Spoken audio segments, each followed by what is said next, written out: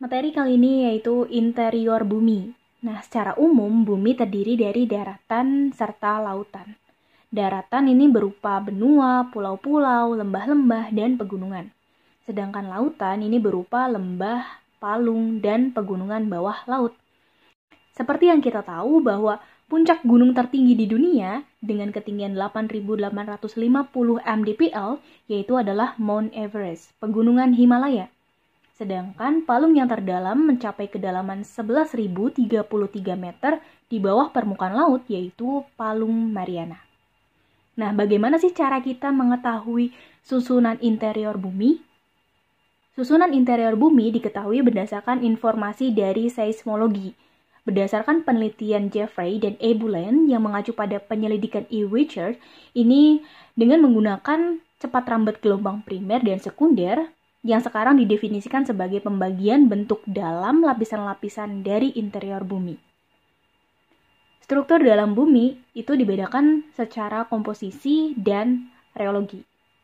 Secara komposisi, yang pertama itu ada inti bumi atau core, terletak mulai dari kedalaman 2.883 km sampai ke pusat bumi.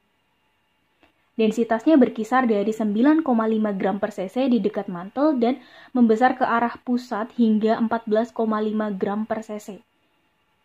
Berdasarkan besarnya densitas ini, inti bumi diperkirakan memiliki campuran dari unsur-unsur yang memiliki densitas yang besar, yaitu nikel dan besi.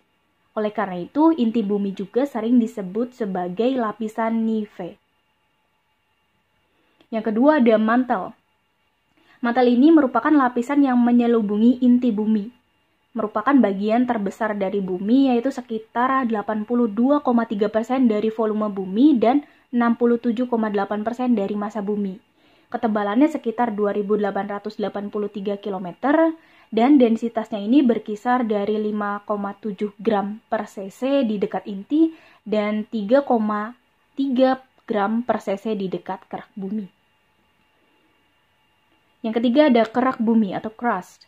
Nah, kerak bumi ini merupakan lapisan terluar yang paling tipis, terdiri dari batuan yang lebih ringan dibandingkan dengan batuan mantel yang di bawahnya, dan memiliki densitas rata-rata sekitar 2,7 gram per cc. Ketebalannya tidak merata. Nah, karena perbedaan ketebalan ini menimbulkan perbedaan elevasi antara benua dan samudra. Pada daerah pegunungan ketebalannya lebih dari 50 km dan pada beberapa samudra itu kurang dari 5 km. Berdasarkan data kegempaan dan komposisi material pembentuknya, para ahli membagi menjadi kerak benua dan kerak samudra.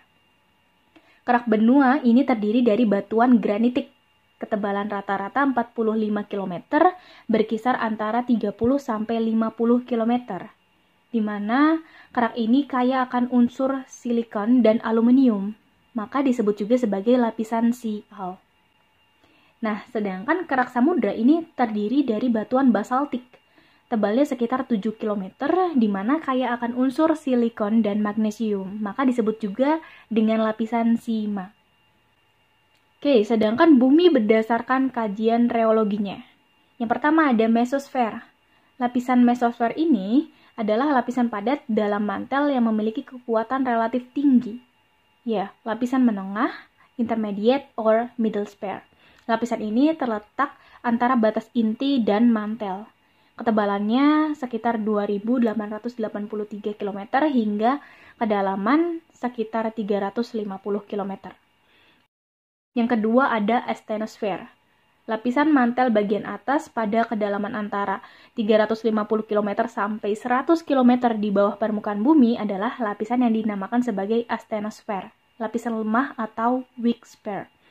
Nah, keseimbangan suhu dan tekanan di lapisan ini itu sedemikian rupa sehingga menjadikan materialnya dalam keadaan mendekati titik leburnya. Dan para ahli geologi itu menyatakan bahwa batuan di mesosfer dan astenosfer itu mempunyai komposisi yang sama. Perbedaan satu-satunya hanyalah pada sifat fisiknya. Yang terakhir ada litosfer. Dia terletak di atas astenosfer yang lapisan setebal 100 km dari permukaan bumi ini merupakan lapisan yang batuannya itu lebih dingin, lebih kuat, dan lebih kaku dibandingkan astenosfer yang lebih plastis. Lapisan terluar yang keras ini meliputi mantel bagian atas dan seluruh kerak bumi. Komposisi kerak dan mantel memang berbeda.